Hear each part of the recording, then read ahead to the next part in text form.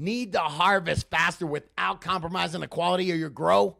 Here's a cheat sheet for quicker harvests. Come on, before we get into it. Today's video is brought to you by Real Growers Recharge. If you want stronger, healthier plants, if you want bigger roots for better fruits, you gotta check out Real Growers Recharge. It's like an instant compost tea that holds more nutrients at your root zone, breaks those nutrients down, and makes them more plant available, getting more of your nutrients into your plants. Find out more about Recharge over at realgrowers.com. And while you're there, use coupon code Scotty420 to get 20% off your first order. Now let's get back to the show. Come on, High C, let's do it. All right, man, let's get into it. And the number one tip, I think this is kind of dogma for you. What's the number one tip for getting to harvest faster? Clones. Use clones. Don't start from seed. How come? Because clones are sexually mature, right? As soon as you can flower a clone up, right in the cloning chamber. It is an adult plant that you're just getting it to sprout roots, and then it's an adult plant. A seedling is this young, it's got this young plantlet, and it has to grow into this plant. So it's going to take weeks for it to grow into the plant. So by starting from clone, I can save myself right off the bat 2-3 weeks? Yeah, I would say definitely it's going to take 2-3 weeks. That's why some people will start seedlings or seeds right in flower. If you start a seed in flower, it'll take 2-3 weeks, and then it'll start to flower. But you're flowering this very immature plant. What do you mean starting a seed in flower? If you start a seed under 12-12, it won't immediately, it's not sexually mature. It won't immediately start flowering like if you start a clone under 12-12. Gotcha. Okay, so tip number one, start with clone. Start with clones, seed. Yes. All right, let's get into a little bit more here of how I can trim some time off of my grow, get to harvest faster. Yeah, so we got veg and flowering, right? So we can trim time off the veg. Then we end up saving a lot of time and a lot of energy. Veg is 18 hours of power? That's true. Yeah, flower is 12. So if I bring my clone and immediately go into flower, I'm saving myself not only 2 weeks of time, but also 2 weeks of having those lights run those extra hours all day long. What do you need when you have lights running? Electricity. Air conditioning. More electricity. Yes. It's really expensive to run 18 hours on. So if you can run 12 hours on for a lot longer, and I know people that will literally grow solo cups, really they'll transplant them into 1 gallons, and then they will flower up these 1 gallons. They'll use a cyclical irrigation, which means they're getting irrigated 10, 12 times a day. They'll do this with rock wool cubes too, where there's something called the Dutch table method.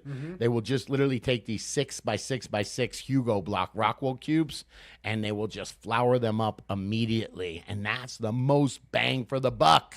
Okay, so question, because I'm a little bit new to some of this. Sure.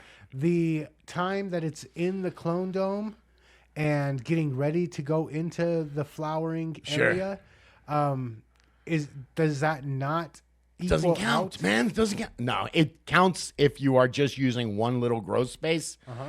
If you're cloning, I would hope that you got clones going at least a couple weeks before you harvest, so you can at least put something back in there. But this is, I guess theoretically, if you only had one space, it would still save you a few weeks because you wouldn't have to wait for that seedling to mature. A clone, I can get a clone to where it's robust with multiple tops within 14 days, I would say. Gotcha. Man, a seedling, it's going to take me a month to get that thing to where it grows one top. I cut it, I branch it out. So even just with one grow space, you're still going to save a couple weeks starting from clone. Okay, cool. And let's move on to the next one. Yeah.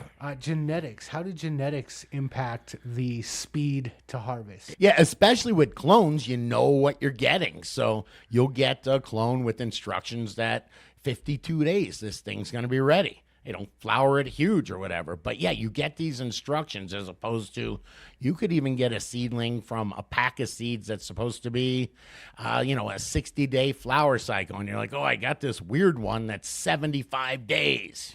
So yeah, you do get a lot of genetic variation with seeds. With clones, you know exactly what you're getting. And don't forget, these plants come from, 6 continents, I think they found them on. So a plant that is from Alaska or Afghanistan is going to certainly act much different than a Colombian equatorial sativa. Right. So the Colombian, because it's got a long growing season, it's evolved to take a while to get to harvest. Yep. And even what happens when you cross the two, then you got to figure out which one's dominant and how long it's going to take. And by the way, that's fun. When you grow seeds, you're looking for that unicorn, something different. So just quite different as far as production goes. Okay, you were talking a little bit ago about the Dutch table method. Yeah. And then I've also seen like a sea of green. Where Same thing. Okay, so how does that help you get to harvest faster? Because you don't have to grow this 3-foot plant. Think about if you're growing a plant that's got to fill a 3x3 area. You've got to grow it big. You've got to top it multiple times. You've got to weave it and trellis it. If you're only trying to cover a 6-inch area, you don't have to top it at all. You're looking for that plant to grow that one giant central bud, and you're going to have every 6 inches, you're going to have a giant bud. So just when you do the math, when you actually cut it and weigh it, comes out to a lot more, or it comes out definitely a lot more per year, because you're getting the harvest so much faster. What is it, shaving 3 weeks off veg? So you don't do this, though. You prefer to do multiple tops and you let your plants grow a little bit longer. This is mainly if you're trying to get to harvest faster. This is one way to do it. Yeah, and there is the reality of a plant count. I mean, I'm showing my stuff all over the place, so I don't want to have... I tried this Dutch table method one time under a 20 lighter, and I had over 1,000 plants, which is a minimum mandatory, so I decided not to do it. But I will say there's absolutely a reason why commercial producers do this method, because you're shaving weeks off veg. You're shaving weeks off veg. That means you can get another complete 3-month harvest. And really, harvests are only 2 months if you're doing it this way, but a complete extra harvest a year. If I'm a commercial grower, if I'm a free market grower, wouldn't I rather that all tops? Gotcha. So not only does it help you get to harvest faster, Yeah, but it also helps you harvest more times per year. And probably better quality. If you think about it, if all you're growing is one giant bud, as opposed to some big giant tree with some scragglers on the bottom and everything, you're going to get some great quality. Okay, cool. So let's jump into your favorite topic. You're always talking about environment. Sure. How does environment impact the speed that you can get to harvest? Plants have a metabolism, and up to the mid-80s, the metabolism speeds up. So if you're at 70 degrees, the plant, or early, low 70s, your plant is going to grow. It's got a certain metabolism. Just like if I wake up and I'm going to take a run or a bike ride, and mine's a little bit lower, and it's 62 degrees out. It's a little chilly. I have a perfect, what do they say, room temperature is 77 degrees. I have a perfect temperature for my metabolism to thrive. It's the same with the plants. So don't forget, the plant has these stomata. When the stomata stay open, the water is evaporating right out or volatilizing right out of the leaves. That's when you get that optimal growth. You want to optimize that. So you're saying, I think you've also said the optimal conditions for plants might also be the optimal conditions for bugs. So we want to kind of, we want to be in check about that. Sure, your metabolism's going to speed up. For us, if it's 77, 80 degrees, you want to get up and jump right out of bed. For bugs right up to high 80s, 90 degrees, they just exponentially, their population explodes. So that's a big deal too. So you got to keep everything in balance. So keep those temps and humidities optimal for the plant, but not so optimal that it's also great for bugs. Yeah, you should never be, don't forget, terpenes volatilize off. You should never be in the 80s. I really try to keep 77 degrees, maybe like 60% humidity for veg.